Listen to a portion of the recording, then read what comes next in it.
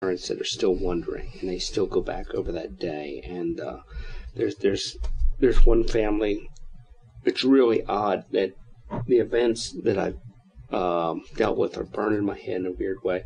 And I just reached out to him and I said, "Hey, I was thinking about you guys. You're on my mind," and pointed out that every year, at least once on the same day, they pop in my head. And it's not like it's on the counter. I think it's like burned in my head. Because I went and looked for the email from him. It was same day last year, 1 hour difference in time. It's like that's... Wow. And they're all burned in for a different reason. And you tend to... You got to be careful. I see the families... You can... Whatever happened, and you can't change that. You can only change what you do moving forward, and you can. And I think you've done a really amazing job of honoring his memory. I hope, as I always do, that he walks through the door and you slap him, hug him, cry, slap him, hug him, cry, repeat, but you've done a great job of monitoring and watching his friends and you interact. It wasn't the usual stuff that I hate on Facebook that's schlocky and everything. Everybody that said that they wanted to help you seemed like they were willing to get off their butt and come and do something, and you need it. And many of them did. And people did, yes. A lot of them did. And it wasn't with your case. It wasn't so sad, so sad. And prayers and shares. It was action. It was action, and there's so little of that. And then, have you, during the course of this whole horrible process, have you seen things in friends? Has this caused you to speak with friends and deal with friends you hadn't dealt with in a while and renew any of those old relationships? Strengthened a lot of them. Absolutely. Strengthened a lot of my friendships. I'm with friends several times a week. I don't go more than 2 days would probably be a long time without me getting together with a friend. For at least a short period of time. I have friends who still, how many days did we say it was? 100 and something? It's 111 days today, I believe. Every morning, every night, sometimes in the afternoon too, I'll get text messages. Good morning. Hope you have a good day. How are you doing today? Good night, Jilly. I hope you have sweet dreams. And I'm eternally grateful. And between that and the dogs, that's helped a little bit. I mean, I would not be here. I would not be able to do this. I wouldn't be able to do a fraction. I would probably be, in a psych hospital somewhere without the amount of support that I have between the dogs, my friends, family, community, people I don't even know reaching out. It's been amazing.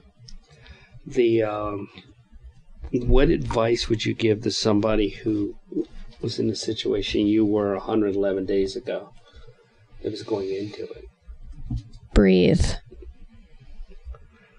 Breathe? Mm-hmm. Breathe.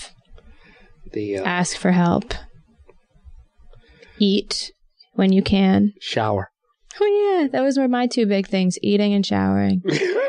Yeah. You reminded me a few times, I think. Yeah. Yeah. That was awkward. Yeah.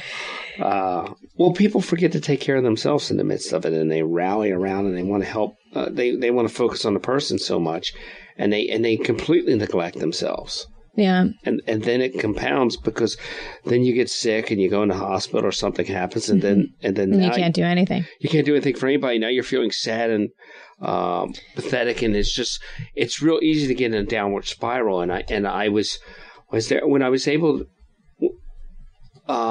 because you like to laugh, and Sometimes the best you can do is make somebody laugh about something like the showering thing or something. And right. That's the best you can do to get their mind off of something for a second, because it's going to be on there for the rest of the time. But, I would say that, and I'm not just saying this to be nice. I've seen lots of people in your situation, and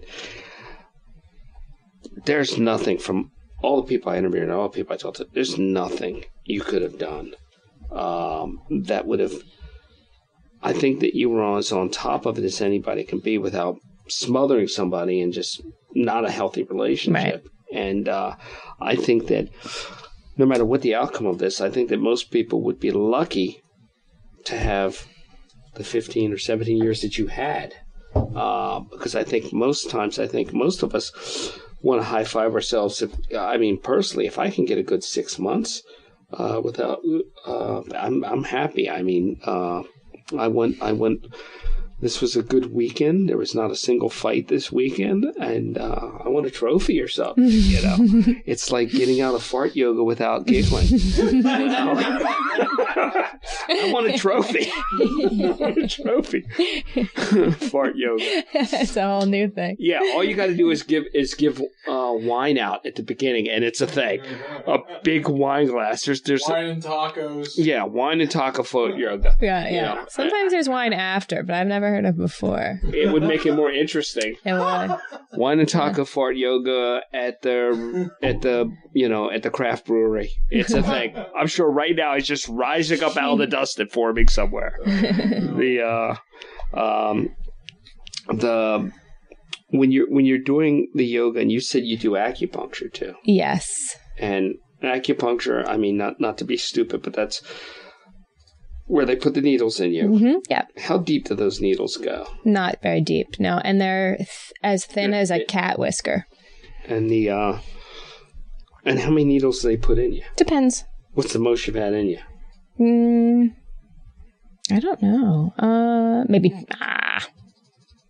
Maybe 15, 20, something like that. Jeff used to get a lot. A lot. Yeah. What's it doing? Is it like meridians and stuff exactly. Like that? Yeah. I researched it. I'm not just an ignoramus. I have a mind and a brain. Yeah, it's Chinese medicine. So there's a whole meridian system. There's like a bazillion points. I almost did it once, but when it came down to the dude stabbing me, nah. No, it feels good. Yeah, it was so relaxing. Yeah, it was like that. It was. I'll send you to my girl. I recommend everybody to her. She's one of my best friends too. I don't know. Does it not work for some people? Some people don't. Now, if don't like it, but that's just with anything. Right. And then it might be, my personal opinion is that it's probably not the right fit of acupuncturist and patient. So it's like going to a therapist. You can't just go to any old therapist. You have to find a right fit, or a yoga instructor, whatever. Have you ever thought about getting back into yoga? Like teaching? Yeah.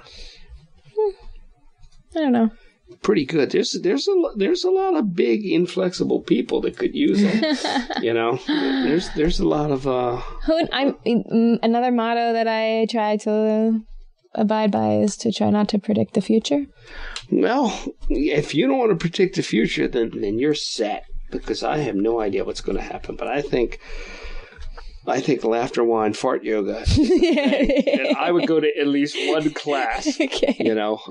Taco. Once I see the tacos, you've lured me in.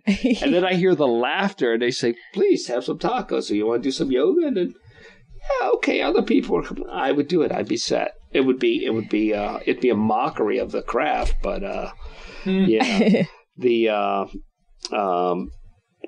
And how long have you been doing dance therapy? Well, let's see. I finished my undergrad work in 2004, and I went back to grad school in 2006.